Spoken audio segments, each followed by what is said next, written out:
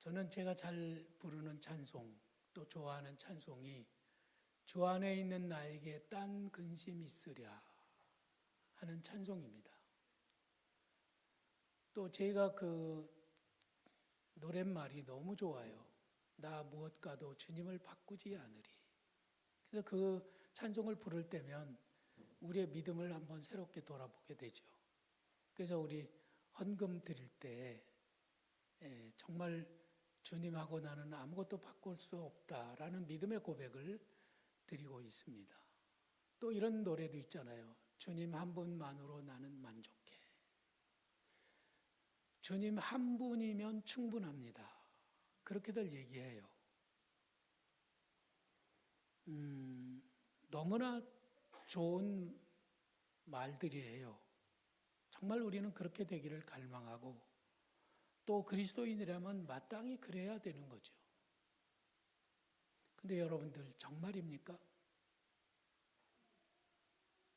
정말 그래요? 왜 대답들을 안 하실까? 아멘이라고 한번 해보시지. 그 아멘이 진짜냐고요?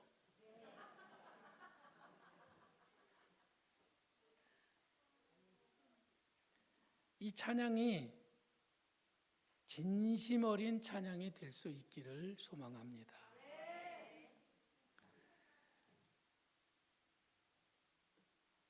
우리들에게 있어서 가장 큰 문제 중에 하나가 늘 염려한다고 하는 것입니다. 정말 주님 한 분만으로 만족하다면, 주 안에 있기 때문에 나는 아무 근심도 없다면 염려를 하지 말아야 되는데 계속 염려하고 있는 나를 보게 되는 거예요. 구약 성경을 읽다 보면 거기 옛날 이스라엘 백성들, 그들은 툭 하면 우상 숭배에 빠졌습니다. 그래서 하나님께 혼나지요. 심판을 받아가지고 이제 고생을 하다가 정신을 차리고 다시 하나님께 나가서 예배하고 하나님 한 분만을 사랑한다고 고백을 드려요. 그러면 또 다시 제자리로 돌아와서 평강을 누리게 됩니다. 그러면 또 다시 어느덧 우상 숭배에 빠져 있어요. 그러기를 계속 반복하는 거예요. 아니, 이 사람들은 어떻게 됐길래 이렇게 금방금방 우상 숭배에 빠지나 하는 그런 의구심을 가지고 우리는 성경을 읽게 됩니다. 그러나 구약 시대에 죄가 우상 숭배였다면 오늘을 사는 현대인들, 특별히 그리스도인들이 가지고 있는 그 죄는 무엇이냐 하면은 염려한다고 하는 거예요.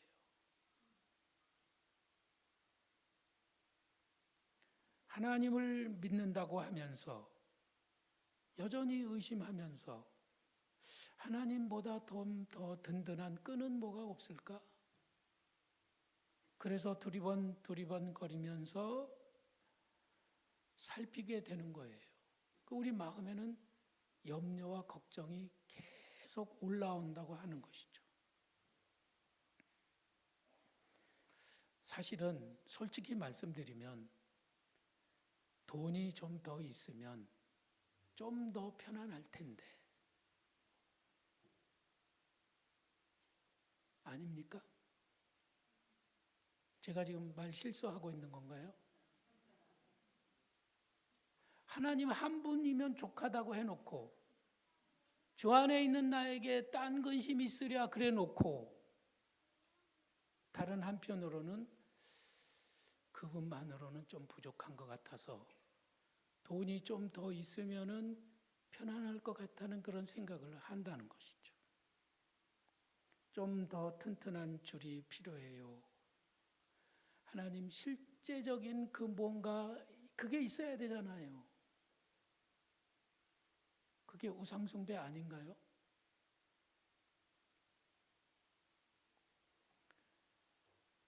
저의 고백을 들어보세요. 우리는 성전을 건축하고 이제는 예배당을 이전할 준비를 하고 있습니다. 뼈다귀 공사가 이제 거의 다 끝나서 이제는 유리창을 준비하고 그 다음에 벽에다가 붙일 판넬을 이제 발주를 해야 돼요. 뼈다귀 공사가 딱 끝나면은 얼른 갖다가 이렇게 딱 붙여야 되는데 돈이 없어서 발주를 못 하고 있습니다. 그걸 발주를 못 하고 일주일이 넘어가면은 11월 30일에서 일주일이 넘어가는 거예요. 또 일주일 늦어지면 또 일주일 넘어가겠죠. 성경은 아무것도 염려하지 말라고 그러셨어요. 여러분들이 보시기에 저는 걱정하는 것 같아요? 안 하는 것 같아요? 제가 누굽니까? 제가 목사고 지금까지 여러분들에게 걱정하지 말라고 염려하지 말라고 하나님이 다 아신다고 계속 수백 번도 설교했잖아요. 근데 제가 염려하는 것 같아요?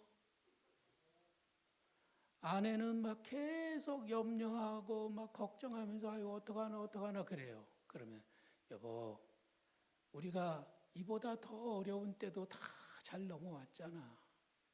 걱정하지 마. 그리고 제가 아내에게 당부를 합니다. 그리고 돌아서서는 어떡하지?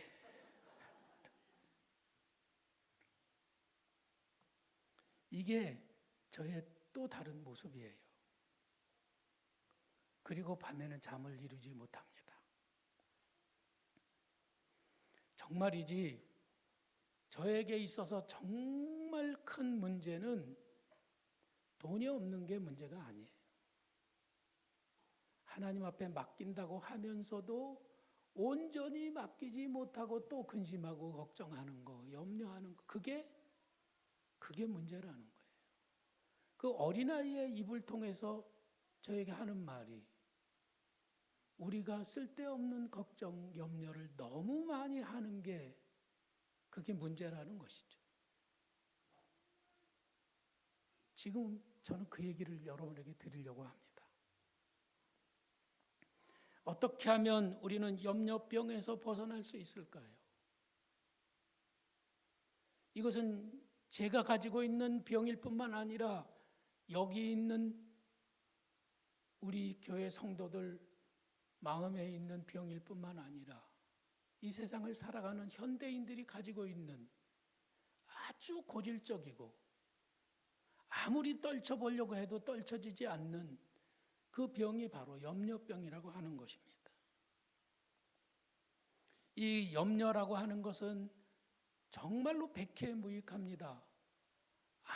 아무리 걱정한다고 해도 그 걱정이 걱정을 줄여주지 않아요. 걱정한다고 걱정이 없어지면 걱정이 없겠네. 아무리 그렇게 말해도요, 또 걱정은 찾아와요. 우리는 너무 많이 염려하고 있다는 것이죠. 그래서 오늘 읽은 말씀에서 사도 바울은 아무것도 염려하지 말라고 우리에게 당부하고 있습니다. 아니, 강력하게 명령하고 있는 것입니다. 이것은 권면이나 부탁이 아니라 명령이에요.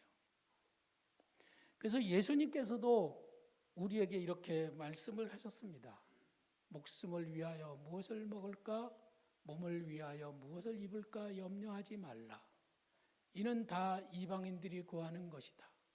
너희 중에 누가 염려함으로 그 길을 한 자라도 더할 수 있겠느냐? 검은 머리를 희게 하거나 우리들이 걱정한다고 해서 우리의 삶의 문제가 해결되는 것은 하나도 없다는 말씀이에요. 믿으시면 아멘. 너무나 잘하는 말씀이고 너무나 지당한 말씀이에요. 그래서 우리들은 아멘하죠. 그래도 돌아서면 또 이 염려가 딱 올라오는 거예요. 그래서 성경 말씀에 이렇게 말씀하시죠. 염려하지 말고 기도해라. 염려 대신 기도해라. 이렇게 우리에게 부탁하고 가시는 거예요. 저도 살아오면서 많은 어려운 우여곡절들을 겪어왔습니다. 그때마다 저는 이러다 나 망하는 거 아니야? 사람들은 저를 조롱합니다. 내가 뭘 했어? 안 된다고 그랬지? 그게 되겠어? 거봐. 안 되잖아. 그런 일을 당할까 봐 저는 정말로 많이 걱정을 했어요. 그리스도인에게 걱정거리는 많이 있지만 그 모든 것들은 다 내려놓고 그것을 뭘로 만들으라고요? 기도 제목으로 만들으라고요. 그리스도인들은 걱정거리는 없고 기도 제목만 있다라는 말이 있습니다. 특별히 이 말씀에서 뭐라고 말씀하시느냐면은 특별히 너희 구할 것을 감사함으로 하나님께 아뢰라고 말씀하세요. 염려 대신 기도를 드리는데 그 기도는 어떤 기도여야 하느냐면은 그것은 감사함으로 드리는 기도여야 된다고 하는 것입니다. 그래서 염려와 걱정이 막 밀려오면 저는 하나님 앞에 엎드려서 감사를 드립니다. 하나님, 제가 어렸을 때 불행한 가정에서 태어났는데 하나님, 저의 아버지가 되어주셔서 제가 그 모든 불행한 환경에서 이기고 오늘까지 성장하게 해주셔서 감사합니다. 감사를 쥐어 짜는 거예요. 막 어렸을 때부터 시작을 해서 막 짜내는 겁니다. 친구를 통해서 저를 교회로 인도해 주시고 제가 신앙생활을 하게 해주셔서 감사드립니다. 제 몸이 병약했지만 주님 붙잡아 주시고 그 약한 몸 때문에 하나님을 더 의지하게 해주셔서 감사합니다. 좋은 목사님을 만나게 해주시고 그 목사님의 보살핌을 받으며 성장하게 해주심도 감사드립니다. 제가 청년일 때 제 아내 눈에 콩깍지를 씌워주셔서 저와 결혼하게 하시고 가정을 이루게 해주셔서 감사드립니다. 한빛교회를 개척하고 또 용안복지관에서 관장을 하고 미국에 가서 목회할 수 있도록 인도하시고 도와주셔서 감사합니다. 이런 감사들을 하나하나 시기에 따라서 올려드리는 거예요. 그러면은 이렇게 어려울 때, 지금보다 더 어려울 때도 나를 도와주셨는데 하나님이 앞으로도 도와주실 거야. 아멘, 아멘. 그리고 가벼운 마음으로 일어나게 돼요. 그때 정말 어려웠었어요. 우리 엄마는 저에게 이런 말씀을 하신 기억이 납니다. 야, 목물에도 안 죽었는데 허리물에 죽겠니? 그래요. 지금 우리들은 허리만큼 물이 와 있어요. 목물도 견뎌냈으니까 이 허리물은 넉넉히 견딜 수 있다는 그런 교훈인 것이죠. 그러나 저는 이 너희 구할 것을 감사함으로 하나님께 아뢰라고 하시는 이 말씀을 또 다른 각도에서 보게 됩니다. 우리들은 감사를 하나님 앞에 드리는 것이 참 우리들의 일상생활이에요. 감사합니다. 감사합니다. 하나님께도 감사합니다. 또 여러분들은 기도할 때면 하나님 앞에 그냥 그저 감사를 드리잖아요. 그렇죠? 그 우리들의 특징이에요. 아무나 감사하는 게 아닙니다. 무당에게 어떤 사람이 물어봤어요. 저 무당님이 굿할 때 혹시 감사를 하시나요? 그러니까 무당이 대답했습니다. 우리는요, 구슬할 때 감사를 안 해요. 굿이라고 하는 것도 무슨 귀신을 쫓아내는 그 한풀이 굿은 하지만은 감사 굿이라고 하는 것은 일절 없습니다. 왜냐하면 구슬하다가 감사를 드리면은 귀신이 가버린대요. 그래서 저는 그런 생각을, 그렇구나. 우리들이 마음속이 두렵고 힘들 때 우리가 만일 하나님 앞에 감사합니다, 감사합니다, 감사합니다 그러면은요 귀신이 틈을 보지 못하는 거예요. 찾아올 수가 없는 거예요. 어떤 분은 저한테 전화를 해서 목사님 집에 귀신이 왔다 갔다 해요. 그러는 분이 있어요. 그러면 제가 갈 곳도 없어요. 어떻게 하면 돼요? 감사하면 돼요. 귀신이 듣게끔 아주 감사를 크게 하는 겁니다. 하나님 감사합니다. 감사합니다. 이것도 감사하고 저것도 감사하고 모든 것이 감사. 그러면 귀신은 아유 내가 여기 있을 곳이 아니다. 아주 그냥 귀찮아 죽겠네. 그러고 가버린다는 것이죠. 할렐루야. 감사의 예배는 하나님의 백성만 드릴 수 있는 우리들만의 특징이고 우리들만의 권리요 우리들이 가지고 있는 최고의 장점인 것이에요. 그 감사의 풍성한 성도들이 되시기를 부탁합니다. 여러분, 전에 갈보리 교회 강문호 목사님이라는 분이 간증을 했어요. 근데 그 간증을 제가 생각해냈습니다. 이 간증이 오늘 감사절을 준비하는 우리들에게 꼭 필요한 것 같고 또 너희 구할 것을 감사함으로 하나님께 아뢰라고 하는 그 말씀에 딱 맞는 말씀이에요. 이분이 추수감사주의를 준비하면서 하나님 앞에 기도할 때 하나님이 이런 지혜를 주셨어요. 그래, 추수감사절은 1년에 365일을 하나님 앞에 감사드리는 거잖아요. 올 한 해 동안 하나님 저를 이렇게 도와주셔서 감사합니다. 그러면 그 365일을 모아서 드리는 기도니까 감사니까 이번 추수감사 때에는 하루에 1,000원씩 해가지고 36만 5천 원을 하나님 앞에 감사 예물로 드렸으면 어떨까. 그래서 교인들에게 설교를 했습니다. 근데 그 설교를 좀 세게 했어요.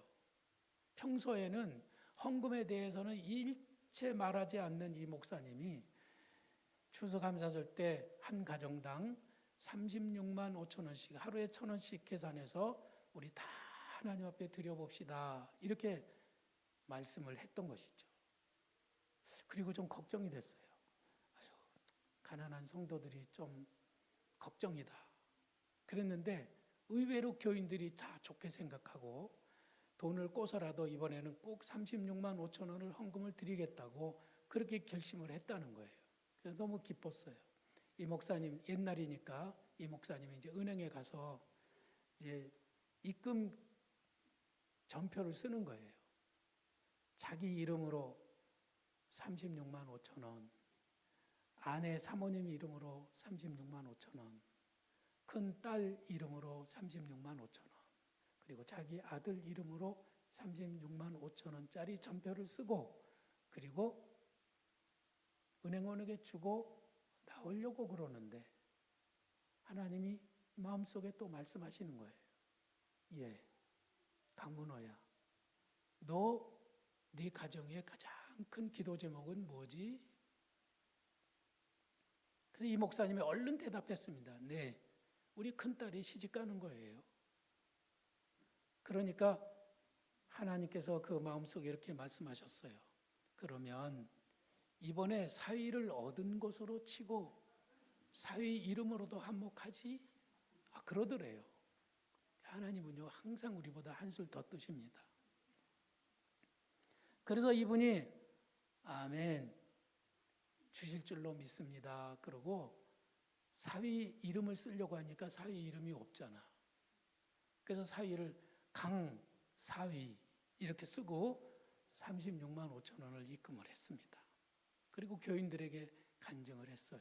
교인들이 우리 목사님이 사위를 위해서도 헌금을 드렸구나. 그리고 모든 교인들이 목사님의 사위를 위해서 기도하게 되었답니다. 어느 날 다른 교회에 가서 부흥회를 인도하게 되었는데 이제 담임 목사님과 또 장로님들과 함께 점심 식사를 하는 자리에서 이 강문호 목사님이 이렇게 얘기를 했대요. 저 제 딸 시집 좀 보내주세요. 이렇게 이제 거기다 얘기를 하면서 자기 딸 자랑을 막 늘어지게 했다요. 그랬더니 그 얘기를 듣고 있던 한 장로님이 우리 아들하고 딱 맞을 것 같은데요. 그래가지고 둘을 소개를 시켰는데 정말로 천생연분이라 그렇게 잘 맞을 수가 없다는 거예요. 그래서 하나님 앞에 선불감사, 미리 감사를 드린 것이 해결이 되어서 감사했다는 그런 얘기예요. 저는 오늘 이 말씀이요, 너희 구할 것을 감사함으로 하나님께 아뢰라고 하시는 이 말씀은 네가 기도 제목이 있냐, 구할 것이 있냐, 그것을 이루어진 줄로 믿고 하나님 앞에 감사함으로 기도를 드리라는 거예요. 우리들이 선불 감사를 드릴 때 일어나는 엄청난 은혜는 바로 그 문제가 해결된다고 하는 것, 그것도 있지만 더 큰 은혜는 뭐냐면 우리가 염려병에서 벗어날 수 있다고 하는 것입니다. 너희가 만일 하나님 앞에 이렇게 기도하면 모든 지각에 뛰어난 하나님께서 너희 마음과 생각을 그리스도 안에서 지켜주실 것이다, 이렇게 말씀하셨잖아요. 근데 이 말씀은 사도 바울이 하는 말씀인데, 너희가 만일 이렇게 구하는 것을 하나님 앞에 감사함으로 아뢰면 평강을 주신다는 그 경험은 사도 바울이 이미 행한 것이에요. 그가 빌립보 감옥에서 간수에게 매를 많이 맞고 착고에 발을 채여서 이제 감옥 생활을 하고 있을 때 그가 하나님 앞에 감사하며 찬양하며 기도를 드렸다고 그러잖아요. 몸이 얼마나 아프겠어요. 자기를 때린 간수는 얼마나 믿겠습니까? 그런데 이 바울과 실라는 그것을 인하여 하나님 앞에 감사하며 찬양을 드렸던 것이에요. 그랬더니 어떤 일이 일어나냐면 기쁨이 찾아오고 평강이 찾아왔던 거예요. 여러분, 우리는 근심과 염려로 내 삶이 막 찌들어가고 병들어가는 것을 늘 느끼고 살아가는데, 하나님 앞에 감사하고 찬양하면, 기도하면 하나님이 평강을 주신다는 것을 우리는 그 시스템을 알지 못해요. 그러나 바울은 그걸 경험했어요. 너무 신비하기 때문에 그것을 뭐라고 말을 했느냐 하면은 모든 지각에 뛰어난, 이렇게 말했어요. 그 모든 지각에 뛰어났다고 하는 것은 쉽게 말하자면 우리는 도무지 알 수 없는 하나님의 평강이 그리스도 예수 안에서 너희 마음과 생각을 지켜주신다고 말씀하신 것입니다. 우리는 그냥 말씀에서 하라고 명령하시는 대로만 하면 어떻게 되는지는 모르지만 평강이 찾아온다고 하는 것입니다. 저는 그래서 이 말씀을 붙들기로 했습니다. 너희 구할 것을 감사함으로 하나님께 아뢰라. 그리하면 모든 지각에 뛰어난 하나님의 평강이 그리스도 예수 안에서 너희 마음과 생각을 지키시리라고 하시는 그 말씀을 붙들고 이번 추수감사절을 보내려고 합니다. 건물이 완공되기까지 아직도 많이 남아 있습니다. 염려할 것들이 많다는 말씀이에요. 이 감사절에 저는 미리 감사를 드리고 싶습니다. 건물이 완공되었다고 믿는 거예요. 저게 다 완공이 됐어요. 지금은 문제가 많고 돈도 많이 없지만은 이미 다 완공이 됐다고 보는 거예요. 기뻐요, 안 기뻐요? 기뻐요. 걱정이 없습니다. 아, 염려를 이렇게 없애주시는구나. 그래서 저는 이렇게 기도하기로 작정을 했습니다. 주님, 불가능하게 보였던 하디 기념교회 건축이 끝나고 우리 이상국 목사님과 최복식 목사님을 통해 교회가 크게 부흥하게 하시오니 감사합니다. 이게 저의 추수감사절 미리 드리는 선불 감사 기도입니다. 여러분 어려움이 있으시죠? 기도 제목들이 있으시죠? 이번 추수감사절에는 여러분들도 선불 감사로 하나님 앞에 올려드리고 하나님께서 그 기도를 이루어 주실 뿐만 아니라 지금 우리에게 주시는 하나님의 평강을 누리는 성도들이 되시기를 축원합니다. 저는 어려울 때마다 주 안에 있는 나에게 딴 근심이 있으랴 이 찬송을 많이 불렀어요.